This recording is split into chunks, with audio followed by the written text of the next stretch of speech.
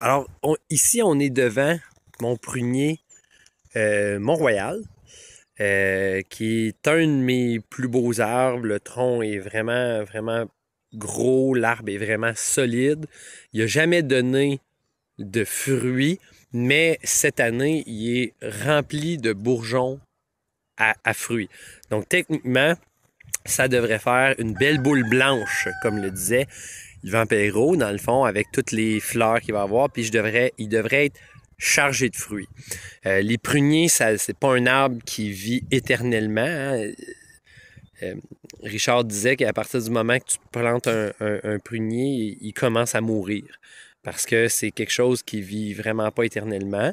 Lui, il a été modérément vigoureux à certaines places. Il a une bonne pousse et il serait prêt cette année à faire une grosse année de fruits, ce qui va permettre de plier les branches. Celui-là, c'est un multitête parce que je l'avais acheté comme ça, puis ça a été long avant que je commence à tailler. Il y a des gens ici. Mais dans le fond, ici, on va plier les branches. Celle-là, on va la plier cette année. On va plier quelques branches, les petites branches comme ça. Mais ici, ce que je voulais dire, c'est ce qui est important, c'est de nettoyer la cheminée. Quand on a un arbre qui va faire des fruits puis qui commence à être beau, quand il est petit, on se borde même pas de ça. Mais quand il est plus gros, ça c'est ce qu'on a fait hier dans le fond.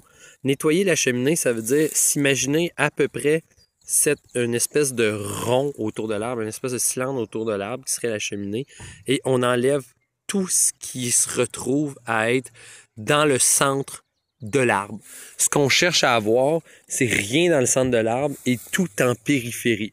Parce qu'au niveau de l'ensoleillement, ce qui est dans le centre de l'arbre, ça va créer de la matière, ça va empêcher le vent de rentrer dans ton arbre, puis ça va faire en sorte que tu vas avoir plus de chances d'avoir des moisissures de tout genre.